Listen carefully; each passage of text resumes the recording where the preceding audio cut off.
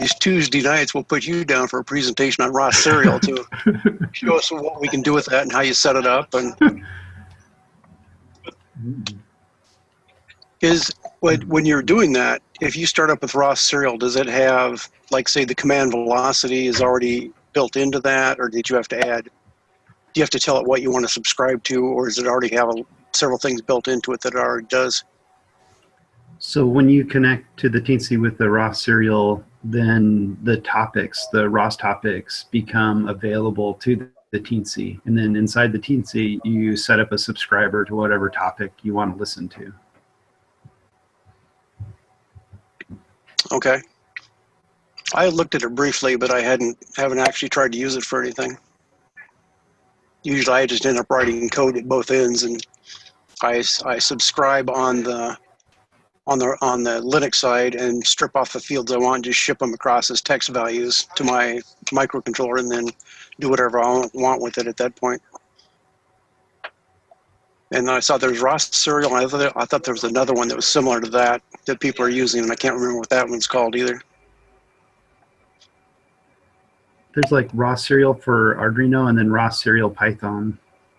There's a few of the raw serials for different embedded devices. Okay. I've only used it with the Arduino.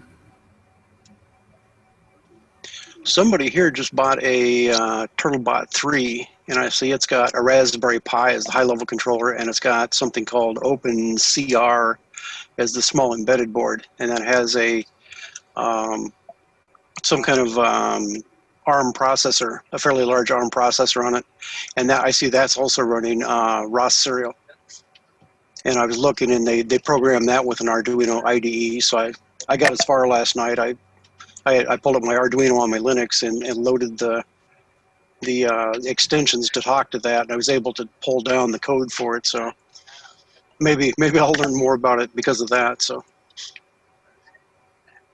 And the question came up because somebody said, well, I bought this TurtleBot 3, now I want to connect it to the Danfoss controller, which only runs CAN. And so I went looking at it, and it turns out that interface board already has a CAN interface built right into it, which, as far as I can tell, there's no code. You know, they're not doing anything with it right now, but I think all the libraries are there. So it'd just be a matter, if you want to use it, you plug in your CAN device and then write up your own code, the Arduino type code, to read and write messages on that. And then my other suggestion was, if she wants to connect it right into the Raspberry Pi, you can do like we do on the big tractors, where we have a USB to CAN converter. You plug that into your Linux machine, and then that gives you a CAN bus to talk to the outside world. And on our big tractors, that's how we communicate between the Linux machine and the Danfoss controller that runs all the motors and hydraulics and everything. So that's another way to get in and out of these things. If you insist on using CAN, you can do it that way.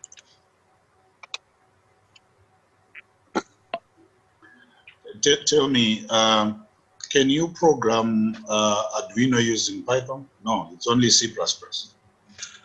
Something that Sam just found. I can't remember what it was called. I think. Where would he have that? But he found something. I think it was Python that he was using on.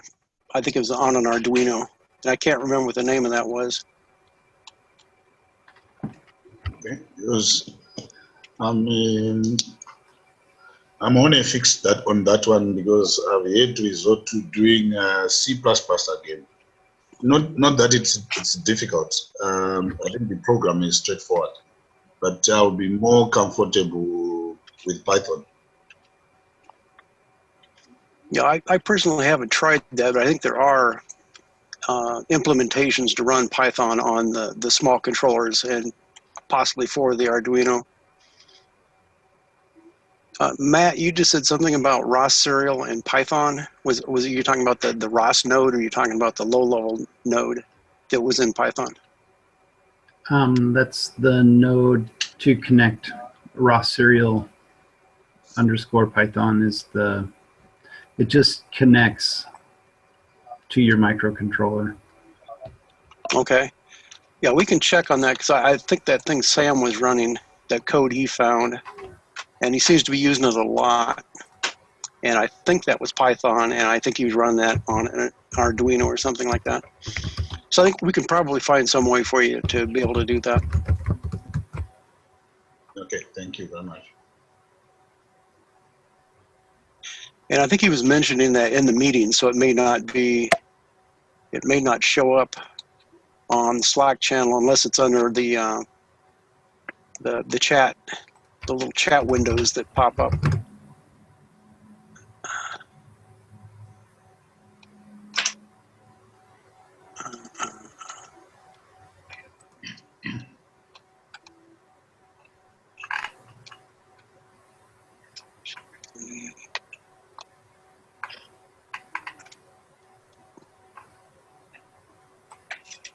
I'm not seeing it here. I'm just scrolling back through the general and looking at the comments people have posted. And I think when he first found that, he said, yeah, you should check into this, and it probably got posted, but Is it called PyMata?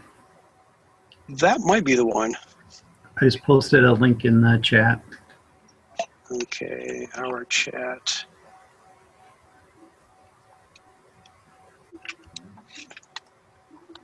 Did you see that link, Colin? That's on your chat window on Zoom that we're running right now. If you open your chat at the bottom.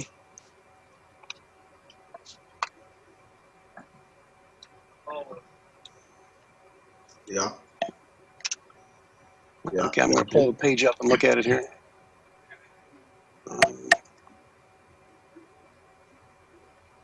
Well, it says, the very first thing says Arduino Sketch, so that's a good sign. And it says it is Python. So I'm thinking this probably would be a way to go. And since Sam has looked at it, it'd be maybe on one of the Tuesdays we can ask him about it. Oh, we could have him put on a presentation on a Tuesday night about this stuff. There we go. That's a good idea. So we can start making a list of these things that would be good to have presentations on. Yeah, that's actually very good.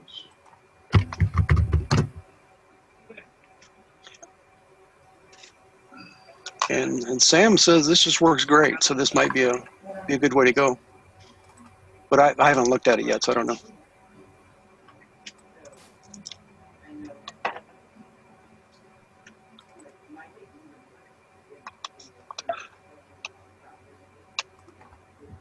So Matt, how's your garden tractor coming? I've got some work to do, but I've got all of the sensors. Right now I'm just making the base controller, so I'll be able to receive a command velocity message, and then the Lawntractor will take that message and drive. So you're going to stay with that Teensy as your low-level controller? That's going to be your main brains there? Right now, I think so. I ran into an issue. I tried using the Uno, and I ran out of space. So right now, I'm trying the Teensy. There's a little bit more room, and it runs faster. Yeah. One of the things I noticed on one of your first presentations that you just posted, the first thing that occurred to me was maybe we also need to discuss I/O interfacing with everyone and say, we've got a 12-volt system here and your processor's 3.3 volts. And I kept watching yours thinking, well, you shouldn't do that. But as I watched, I thought, well, no, that should work. And like your proximity sensor, I think, is open collector output, so that it's not actually putting out 12 volts. It's switching between 0 and whatever you got it pulled up to. So if your processor is pulling up to 3.3 volts, you should be okay on that. But if you tried to connect, the very first one you're saying you're going to hook up a switch, and I kept thinking he's going to wire that into his 12-volt switch over there, and then it's to since you're going to use that switch. What's that? And the L298 that he is connected will move him from 3.4 to 5, isn't it? So is the that L298 runs off 12 volts. So it's a 12. I have a 12 volt actually. Yeah. So do you avoid Arduino, or you combine that with Arduino? So I power the motor from an external power supply, and then from the Arduino, I just send in the control signal, the PWM. Okay.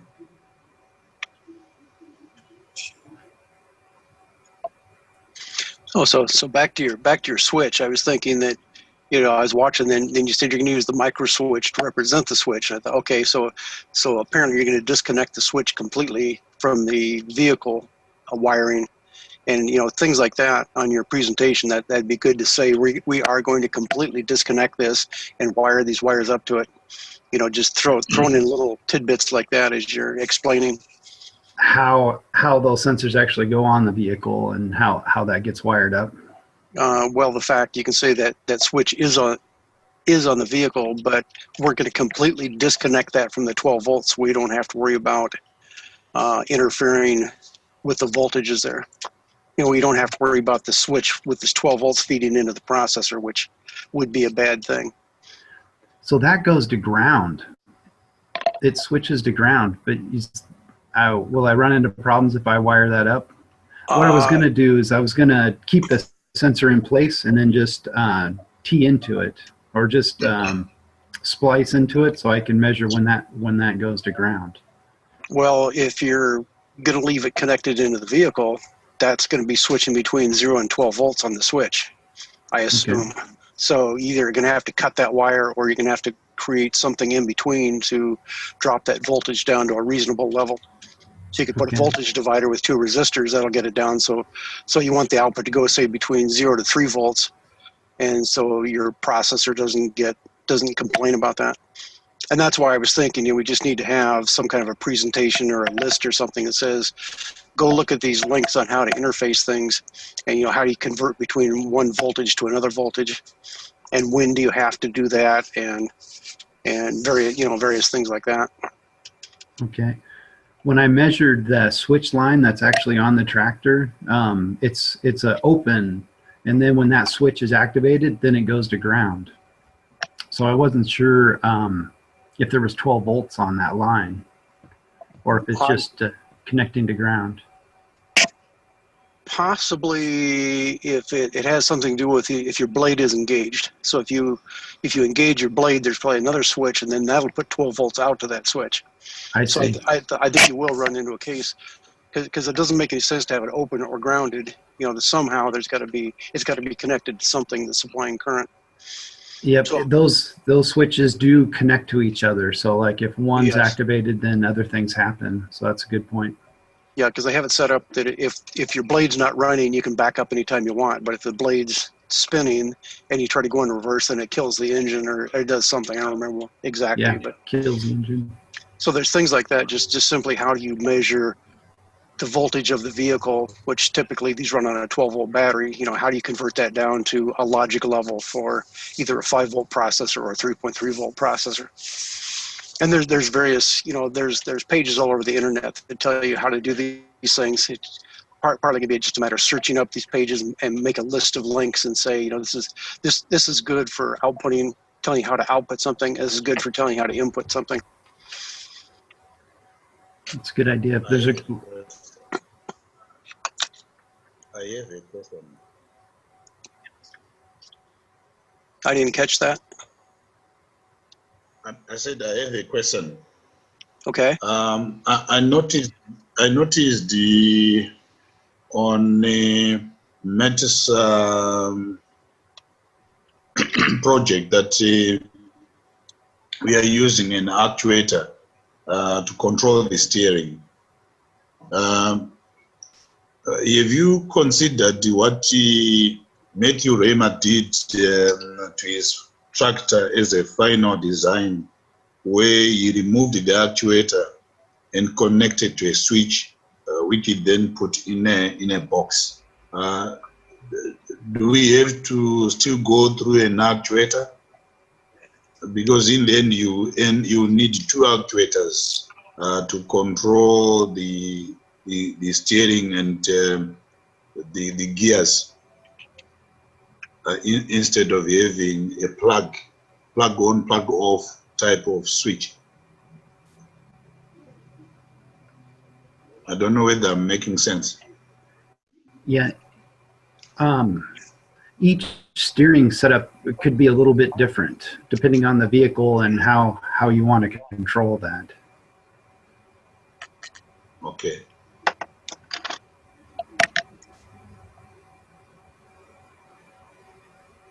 Ideally, like on a big tractor, you would use a proportional hydraulic valve, and they would send in a message to control that hydraulic valve. Okay. All right. That's the most robust design. Question mark.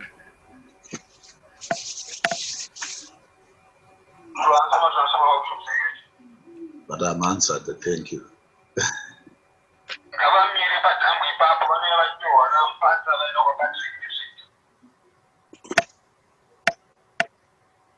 What's that coming in? Or can anybody else hear that? Collins Farm Radio. It might have been this switch. Oh, okay. Sorry about that. It was the radio. I thought you were practicing ventriloquism.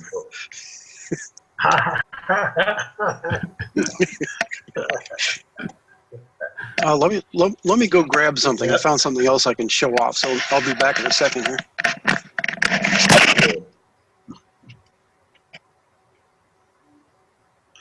So are you almost done, Matthew?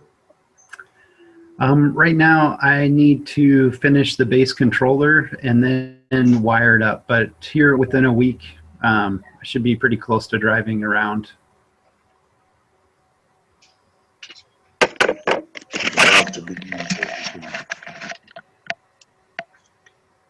So the other day, somebody says, how's the Ross agriculture going? And I said, well, we're starting a lawnmower group. They said, well, maybe they want to know about this thing. Let's see, is this showing up on, should be showing up on your screen.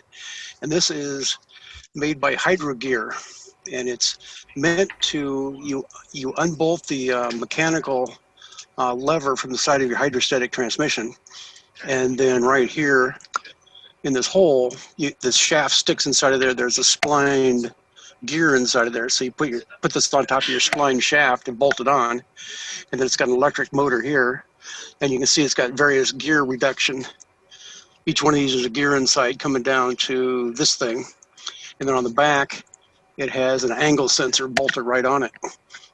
So this thing basically is just a big, like a giant RC servo to turn the shaft on your hydrostatic transmission.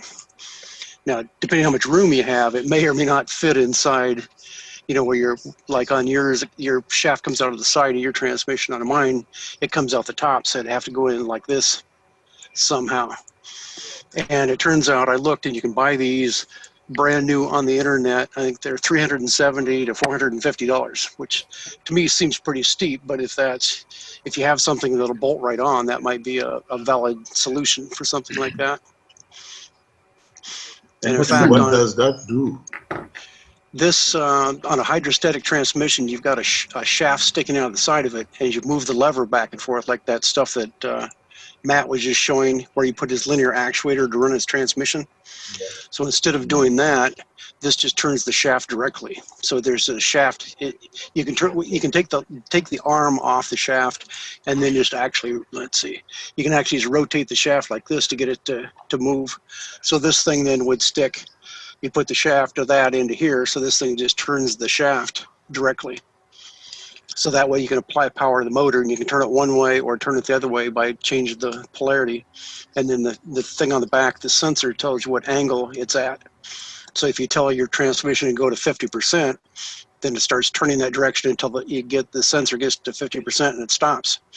So it's just a way, like right now Matt has that linear actuator on his transmission. So if he applies power one way, it moves the arm. So here's the shaft sticking out, here's the arm sticking out. So his actuator hooks on up here and moves the arm. I can't. Maybe I should reverse my video so it works. Anyway, so right now he has a linear actuator that moves back and forth, and it turns the arm, which turns that shaft. And he has to go through the same thing where you apply power one direction to get it to push, or apply the power the other direction to get it to pull. And then he's going to have some kind of a sensor to tell him, you know, what percentage he is at. So normally you set it to 0% and then go to the idle position. And then if you say negative 10%, it's going to back up. Or if you say positive 10 or 20%, it's going to drive forward. So basically, this is just putting it all into one unit here. So that lawnmower that Jim bought, the zero-turn lawnmower, where it has 2 handles that you move manually. Basically, he could unbolt those handles and stick one of these onto each of his pumps, and that would give him variable control of the 2 pumps. What's the name of that? How do we, where do we find one of those? This is a Hydro Gear, is the company, Hydro Gear. And in fact, on the side of it says, here, can you see that? This probably isn't going to work, but yeah, hydro-gear.com. And then it says /PAT. And I don't know if that's just means it's patented or, oh yeah, above it says patent, and then it has that. But Hydro Gear is the company. And if you search for EA50, so say Hydro Gear EA50, you can search for that. Or here's a number. It's 1810-1001. So if you search for that, you say Hydro Gear and put that number in. It brings up pages that don't show you a picture of what it is. It just says, they call it something about a transmission pump or something. And so, but there's third-party companies that are selling this, so they'll sell you a brand new one of these if you really want one. And looking inside, it looks like it's like one of those. Can you repeat the number again, Jeff? The number? Can you repeat the number again? The number was 18010. no, it's 1810 dash 1810 dash 1001. All right.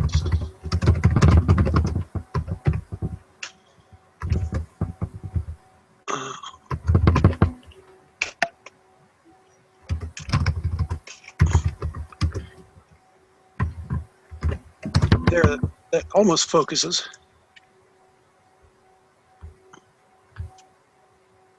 Yep. I put a link in the chat to one of them that are on YouTube. You found one on YouTube? Not YouTube, sorry, eBay. Okay. And it seems like, I found 2 or 3 companies that are reselling these. So they're selling lawnmower parts, and this is listed as, a brand new part. And I assume this is a 12-volt motor. I don't know what's listed on here. It's probably a 12-volt motor because it's used on, like a lawnmower. So I assume that's what they're using. And the shaft looks like it's about, probably like a 1/2-inch diameter shaft with maybe a 36 tooth spline is what's in there. But that's just a guess. And this is designed, if you have an actual Hydro Gear lawnmower, you just unbolt what's there and you bolt this on. Now, trying to adapt it to something else, I'm not sure how much trouble that would be. Basically, in fact, I know kind of how you can do it, because the second tractor we had, it had a setup like on like Bob's Mahindra tractor, where it had the 2 foot pedals, and then the foot pedals would run the 1 shaft on the side of the transmission. And we had our little John Deere was set up that way. So basically they unhooked all that, and the shaft coming out of the transmission, they just put, they cut a stub shaft to go in here with the spline, and then they put a big coupler here, and then the shaft that goes into the transmission is hooked onto there. So they just stuck it right on the side of a John Deere transmission, and were able to run the swash plate shaft back and forth to control the vehicle.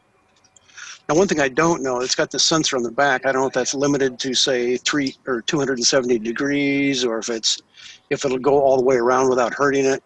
And it could even be inside. There's some kind of a lock, so the gear can't go all the way around. So it could be it's physically prevents you from turning that.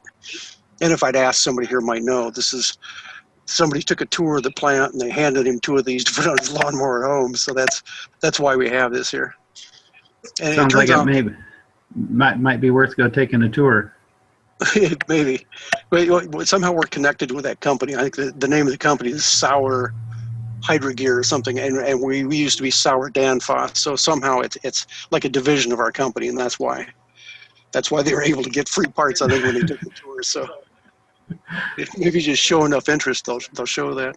But it looks like, compared to that motor I put on for my steering on my little mini tractor, basically, it had a motor here, and then right here there's a worm gear drive, and mine basically stopped at this point. It didn't have these extra gears over here, so this probably has a lot more reduction. So I'm sure this would have plenty of torque because of the size of the motor and all that reduction. It looks like a lot. It says like 500 foot-pounds. It looks like a lot, so whatever it is. And also, the other thing you have to consider if you're trying to adjust your transmission is how fast you want to be able to move that. That controls, if you're running full speed and you decide you want to stop, you have to decide, you want to stop in 1 second or half a second or immediately. And that's going to control, how fast you can turn the shaft coming out of the transmission. So this thing, they figured out this is the kind of ratio they need to be able to turn the transmission at the appropriate speed. And back to Matt's implementation with that linear actuator, have you decided how fast it's going to be able to move that arm? Have you done any estimates on how quickly you could decelerate to a stop if you needed to? I haven't. I put it on there and I ran it at full speed. That's the only test I've done. With this, with the L298, you can change the voltage, so I could slow it down or speed it up. I haven't played around with that yet. Yeah, because if you get a feedback sensor on there, then you don't really care about the power you're feeding to it. The feedback loop will do that. So you say I'm at 0 and everybody's happy, and then you say move it to 10%. It'll start the motor and move it until it gets to 10%. So it'll track whatever position you're telling it to go in there. So it's not really an issue of how fast you want the thing to run. You just let the feedback loop do that. Now it's just the point. Say if you're sitting here at 0 and you're running all the way up to full speed, like as you drive along, you say, okay, something jumped out in front of me, I need to stop. It's just a question of how fast will the actuator pull it back to 0. And that's something you can find out experimentally. And maybe just by watching it, you can tell how fast that's going to move. I like that hydro gear, that bolt-on. Man, that seems robust and has a sensor built in. Really nice. Yeah, and I can find out how this sensor works because they've got this wired into an actual vehicle that we're using. So I assume it's just you put 5 volts in ground on it and it puts out an analog voltage. But I don't know if there's anything to prevent it from going all the way around and if that would damage the sensor. That's what that's one part to look at it, but I could probably pop that off and find out if the sensor goes all the way around. But I wasn't given permission to do that, so I won't. What was the other thing I was going to say? I forgot. I forgot what I was going to say now. So also, this would probably work on your steering. Just put a shaft in here and run that to your little steering gear, because it looks like it's got plenty of torque on it, and again, it's got a fairly good sized motor. So, that'd be another option for that. It's just, to me, I don't like spending that much money on anything. So, I like going to eBay and buying a $30 gear motor and try to hack that onto something. So, but if I had something where I could unbolt what's there and bolt this right on, that'd be a really slick setup to take care of that. So that's all I had on that.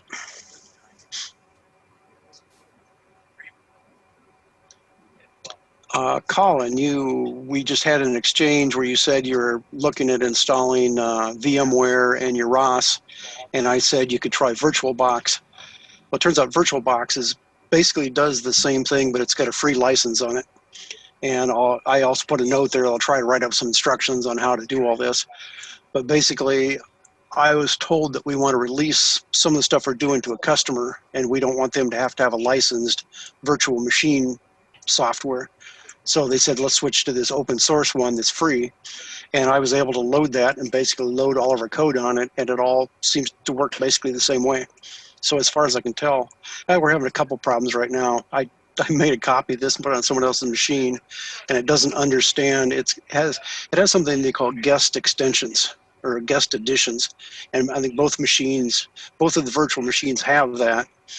But I loaded it on mine. It was working fine. We copied it to another machine, and now it's complaining about versions or something. It doesn't like the fact that I had done that. So that's what I'm trying to track down right now, is figure out how to get that to work. because it's nice if you can just start with a, you know, completely built system and you just simply download it and stick it in and run. And that's basically what I was attempting to do, but it didn't work for some reason. So that's what I'm looking at right now, trying to figure out how to fix that. And the other thing is, if you find a way, if what's you that? find a way, I would rather come back to VirtualBox. Because the one I have is licensed, and I've been given 30-day free trial. Yes. So if the one that you refer to is preferred, if you can get it to run, I prefer that one. I'll then convert to that once you know how to get it work. Okay. Yeah, I've had it completely working, and I'm trying to make a simulator. We want to connect. We want to use the gazebo simulator with a simulated tractor, and then have a CAN interface so we can hook it up to all the Danfoss controllers that we have. And I've got a lot of that working, and it seems to be. I don't see any real problems that I've had with it so far. In fact, it might work a little better than the commercial one. Some of the USB stuff seems to be working adequately, and I haven't gone back. I haven't tested this back on the VMware to see if it actually still works there, but the free one seems to be doing everything I need it to do. And I'll try to write up some instructions on where to find that and how to load it. And the other thing is that if you go to that Ubiquity that Matt was pointing out, you can download code for a Raspberry Pi. You can also, they have a virtual machine.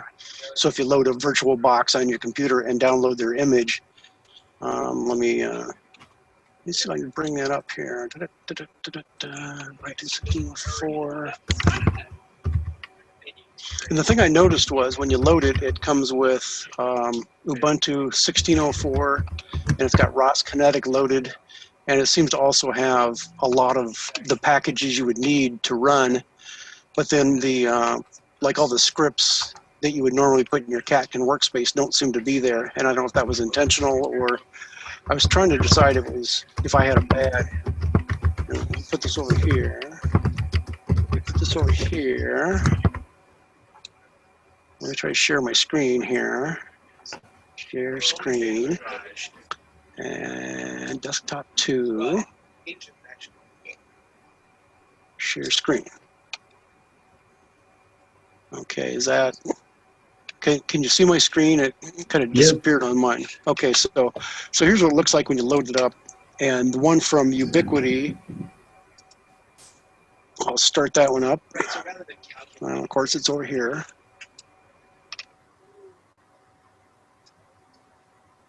And there seems to take a long time for some reason, but we'll give it a second here.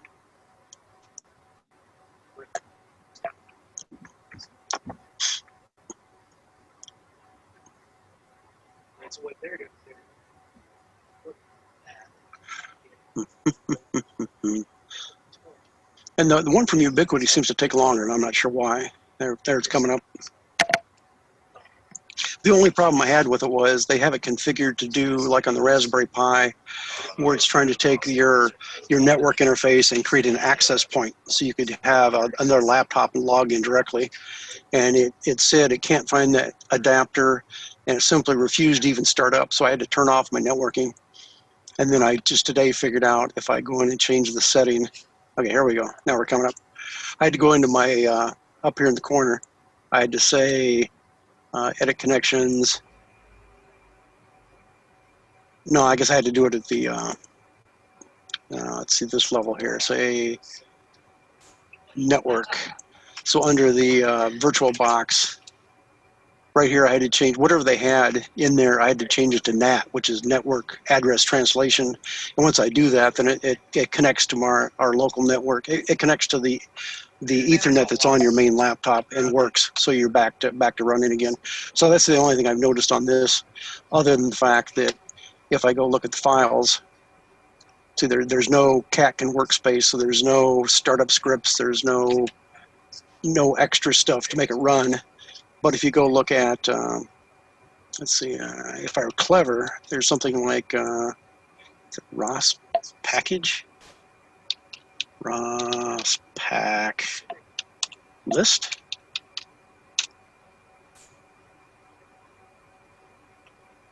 Well, apparently that's not what it is. Oh, there they are.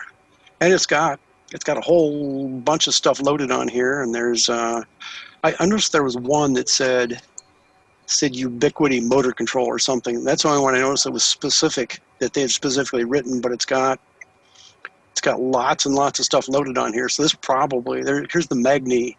This is all Ubiquity stuff, this Magni robot. So what they've done, they've loaded Kinetic, and then they've loaded everything. They loaded the specific nodes that they wrote, and then they loaded all the other nodes. Here's PCL point cloud library. Here's some Python stuff. There's some kind of image processing. So they've got, and here's the Fudicial recognition. So it looks like they've got enough stuff loaded on there that this could save a lot of time. And it's also good to, load the virtual machine software on a computer at least once, and then go through and tell it to load Ubuntu at least once, and then go through and tell it to load ROS at least once, so you know what all the steps are. But something like this, where it's all preloaded with the stuff, may save a lot of time. And this is just something once you get the virtual box loaded on your computer for whichever computer type you have, then you download this one file from Ubiquity, and you just open it and double click on it, and it pops up and runs like this. And for some reason, they don't have the problem with the guest extensions that I had. Now, let me try this once, just because what happens is under this, you have to tell it, well, that's not what I wanted. You have to tell it that you want to use USB 3.0 as opposed to 2.0. And somebody says, well, they just got crap drivers for 2.0. So if you go to 3.0, it works, even though I'm only running 2.0 devices. So that was a funny little thing that I found. Otherwise, when I would try to push messages out the CAN bus, it was just randomly dropping messages and not telling me, because it couldn't keep up. But then somebody said, oh, well, if you switch to the USB 3.0, they're just better drivers overall, and then it seemed to work, and I could push some messages through without any problems anymore. So this would be an option. This should have the same packages loaded on as the Raspberry Pi 3 image that you can also download from Ubiquity, which I assume, is that, Matt, is that what you're using on yours? I am. I'm using that. This VirtualBox looks really great for like the base. This can run RViz, and then you can send 2D nav goals. You can get the data back from the Raspberry Pi. Yeah. And when I looked at it, if you go look at the, go to home, and you have to say view, show hidden files.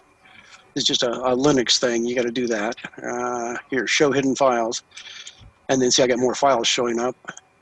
And if I go out and look at my bash RC file, right here, there, that's my, another thing when you're trying to give presentations, I noticed that if I go like this, you can kind of get an idea, but see, once you click on it, it highlights it. So if I click on that one, it highlights it. So I click on this and say, I want the bash RC file. And then if we open that with an editor, and the only thing they've added is, as you install ROS, it says you must put in the very last thing here. You have to do a source of this setup file in your particular ROS version you're running, and that extra line's added. Otherwise, that's the only thing extra they've added to the startup script here. And then normally what you do, once you add a Catkin workspace, you have to have another line that says source the path to your Catkin workspace so it knows where to find it. And then if you're going to do the networking, network the two together. No, they haven't put any of that in either. So you have to add those in here where you tell it that this is the master, and on the slave you have to put in like 2 or 3 lines of code in here, and it just magically connects the two together. So this might be handy to use the Ubiquity image simply because it's pre-built and because it's going to have the same packages loaded as what's on the Raspberry Pi 3. I like it. I think that's a great idea. And this is all the farther I got with it, but it looks like it's, everything is here. It looks like it works. We'll say start ROS core, and it does indeed come up and run. So it looks like it's probably fully functional. It's just that you have to add on your whatever you want for the, if you're going to use this to actually develop things to run your machine, then you'd have to build your Catkin workspace and start adding your local packages and all your launch files and all that stuff into it. But yes, right now you could use this directly to set up the networking to talk to your Raspberry Pi, and then start up RViz here and be able to, you should be able to connect directly to it and have it run. And it wasn't that big. Go ahead. Go ahead. It just seems like a fast way to get going if they have all this set up and working. It does, but if something doesn't work, then you're kind of stumped on what to do. But you know, the only problem I think I had was the fact that networking, when I started it, it popped up before it would even show this display. It would say, your network adapter not found. I'm going to refuse to start up the virtual machine. So I went back. So at that point, what you can do, if I shut this down, just like you'd normally shut down a Linux machine, and then come back to this display. See, you select. These are all different virtual machines I've loaded on here. So here's the one from Ubiquity. They just call it Workstation 101. And if you say Settings, and then here, I think if I go under Network, okay, right here, all you have to do to get it to come up, you have to change from whatever they had, and I can't remember what they called it now, because I, of course, didn't make note of that, and I deleted it.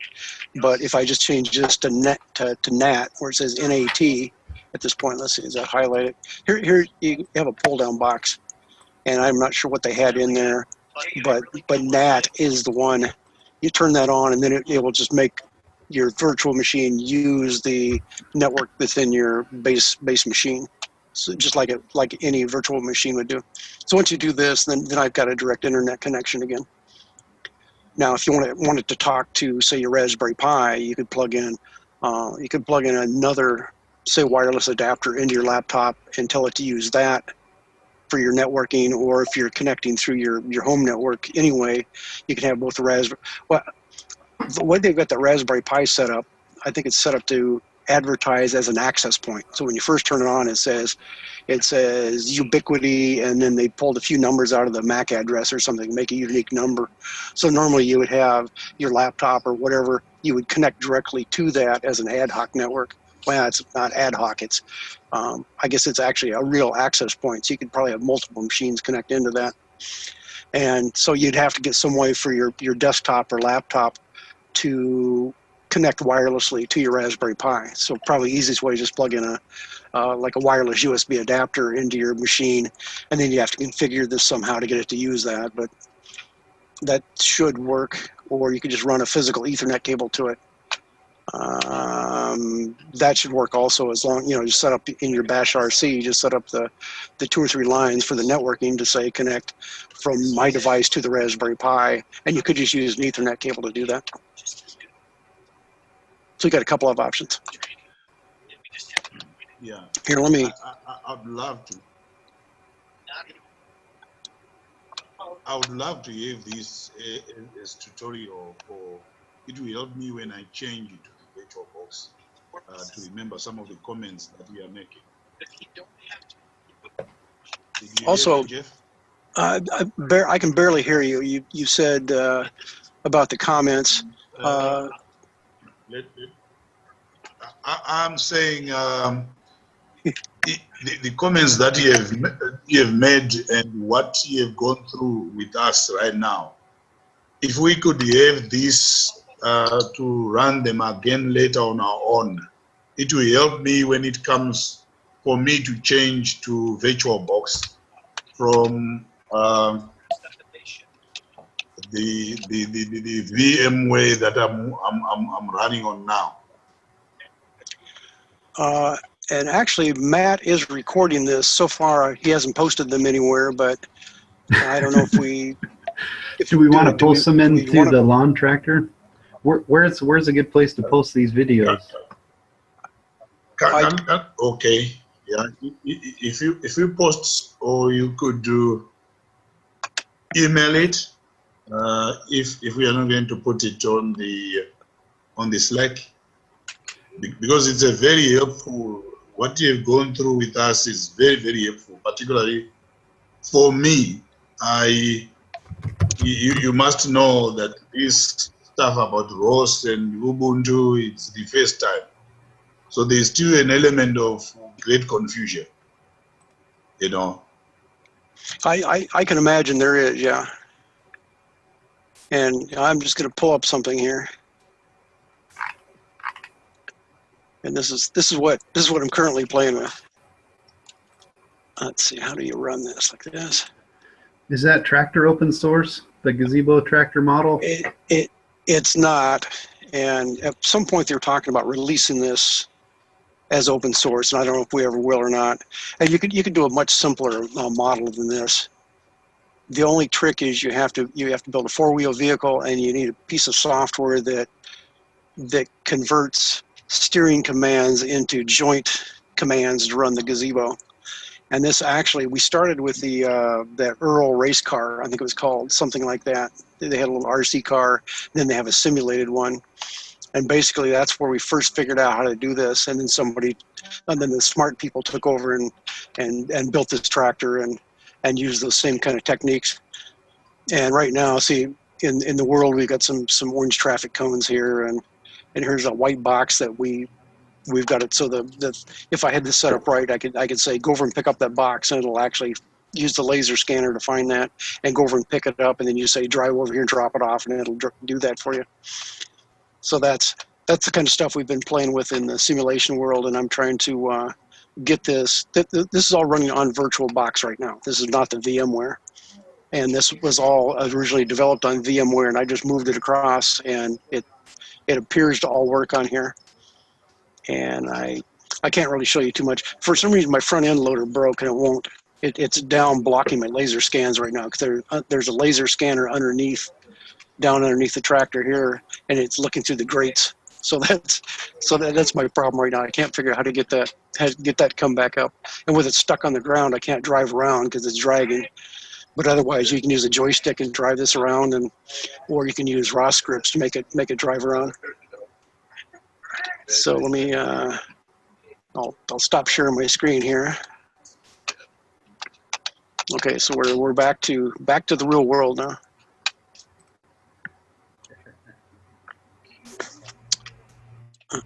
Shut down. Okay.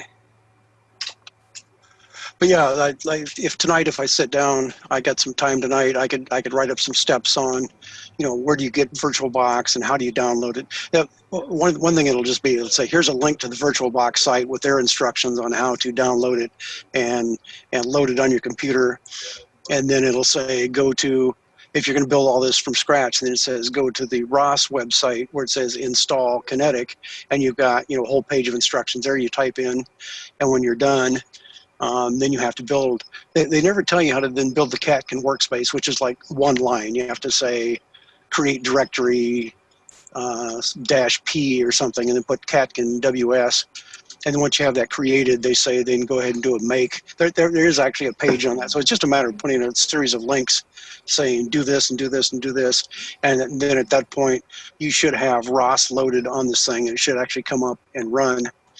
And then they always say, go to the tutorials that'll solve all of your problems. Well, I go through the tutorials, and it seems like it's all fairly cryptic, and it's still hard to figure out what they're talking about at that point. But so that's where you start in and try to do, start doing interesting things. So like back to Matt and Al were writing up that spreadsheet, and they said, okay, now load the the Turtle Sim.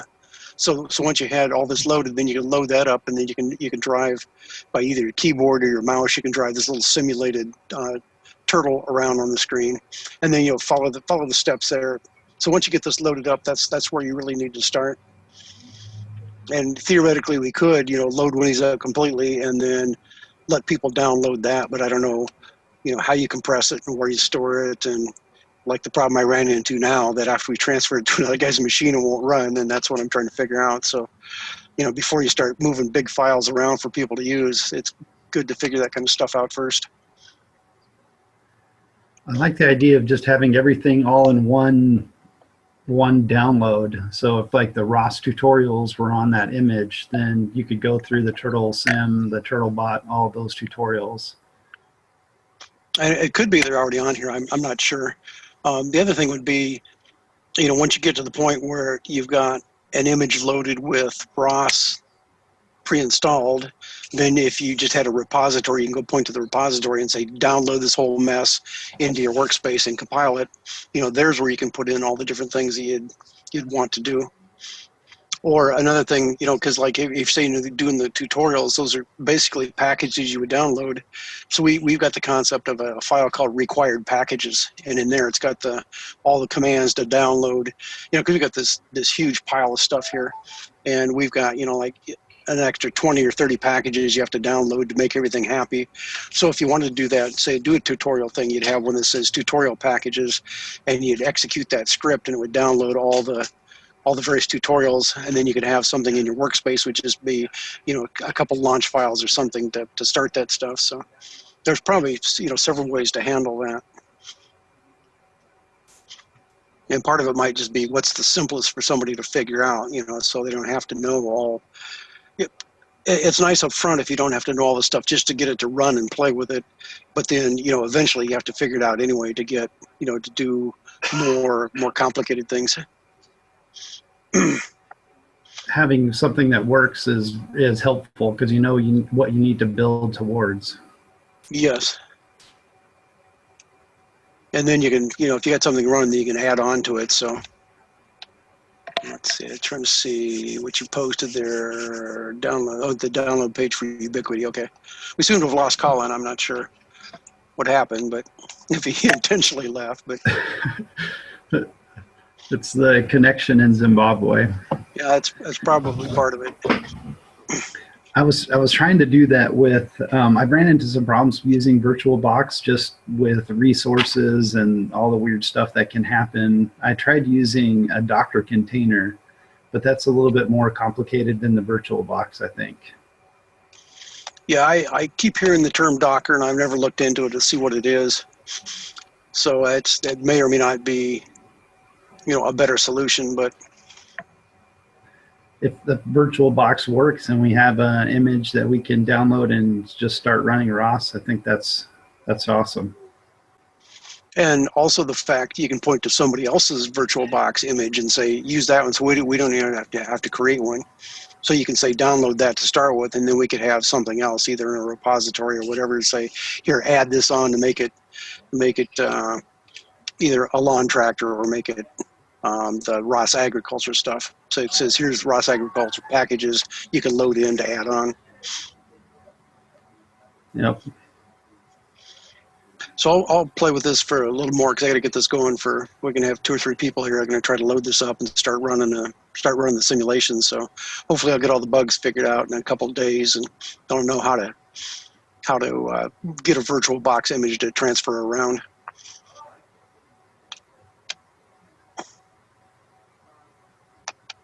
And in the meantime, as I say, tonight I'll try to write up some instructions how to find VirtualBox, how to load it, and then how to get either download. You got 2 options at that point: either build or either load Ubuntu from scratch and load ROS from scratch, or you can go out and get that Ubiquity image and download it. And I had to make that one change of the networking, and then it just popped right up and was running. So that saves a lot of configuration and a lot of other things. So I'll start thinking about. I'll probably go through one time and write down, here's how you install it, because it turns out if you, depending how you do this, you either keep the settings for the VirtualBox, because when you first start it up, it says how many processor cores do you want to use, how much memory do you want to use, how big a hard drive do you want to allow, and I don't remember how much of that gets transferred with the actual image. Once you get it saved. It could be all of that's right in the image. So if you transfer the entire image, say if you put on the Ubiquity one, you might get all the settings that they put in. But I was noticed there's some other things that may not be saved. So that's just another matter of, figuring out. If you just use the Ubiquity one, you don't have to change any settings. You just download the image and open it up, and those should already be set for you. But if you're going to build one from scratch, you have to. It's nice to go through and know which settings to set up ahead of time. So. The only one that'll bite you is if you don't specify a big enough hard drive. Then when you run out of hard drive space, you got to go through jump through all kinds of hoops to expand the file system to make that work. So it's just easier to make it. So right now it says we recommend you use a 10 gigabyte hard drive. Well, you do that, and you run out of space after you load all this stuff on. So I just got in the habit of saying create a 20 gigabyte virtual drive, because it only uses something like 13 gigabytes, and then as it needs more, it grows and gets bigger. So you're not really using up all that space to start with. It's just that it gives you a lot more room to play with. Because that's the one thing that'll bite you, and then you either got to go look it up, and it takes half a day to figure out how to expand your file system, or it's just easier to, if you know about that ahead of time, you can make it big enough so you don't run into that problem, or at least for a long time you won't run into that problem.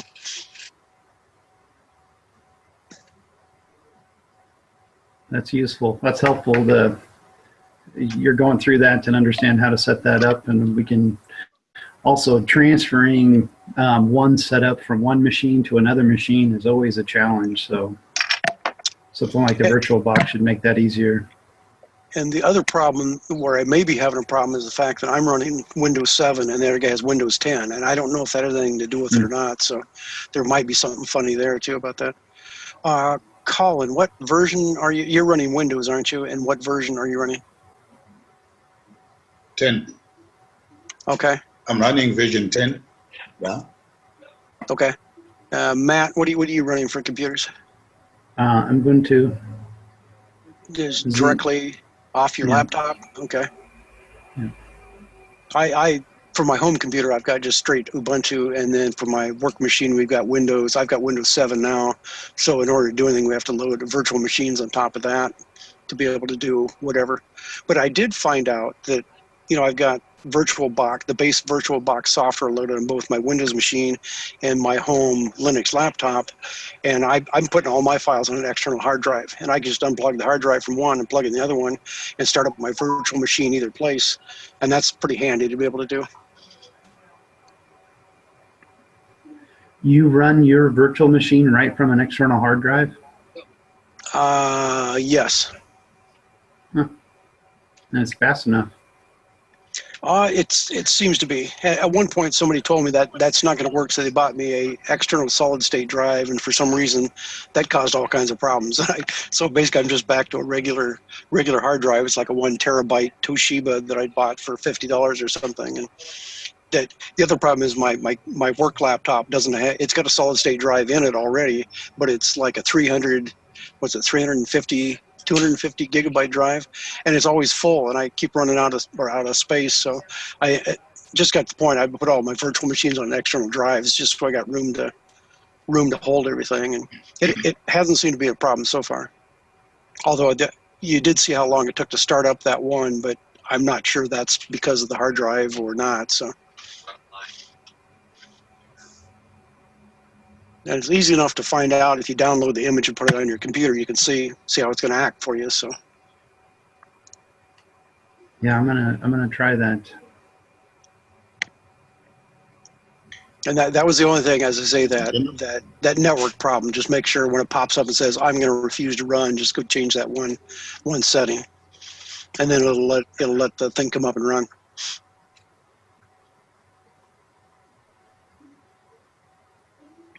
Okay.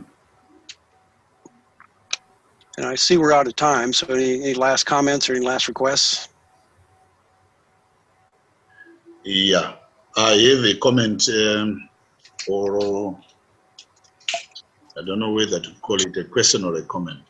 Whilst we are doing these nice things about these machines, are we going to look at the data side of things in the future? Because once we have the machines released and they're in the land, you need a feedback from the machines, what it has done, how many kgs of hectares have been applied per hectare, kgs of fertilizer applied per hectare, some information that you can then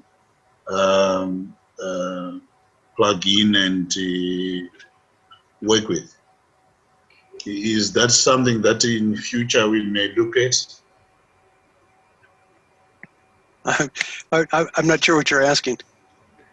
Did you get that, Matt? Yeah, basically you want like not just telemetry data back from the vehicle, but what sensors were, like if you were applying fertilizer, how much was put out, what's the flow control of some spray if you're using some chemical. all of that data will be available on the machine. Then you can get that data back on your control station, and you can log all of that With data. what we are, okay, right, okay. There's different ways to aggregate all of that data, but we can take a look at that as we get there. But you can record all of the data running on your vehicle with ROS bags. Okay. And that's something that can be added on, as we go. You say, you get to a point, okay, now we got it doing something, and then you want to start recording data. That's something you can add on top of what we already have.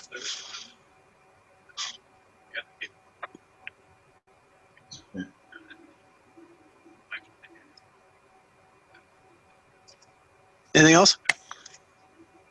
That was great. Thanks, Jeff, for the tour. I think that'll keep me busy for a while. Thank you. Thank you. All right. You guys have a great weekend. Thank you very much. Okay. Okay, bye. Okay, same to you. Okay, bye.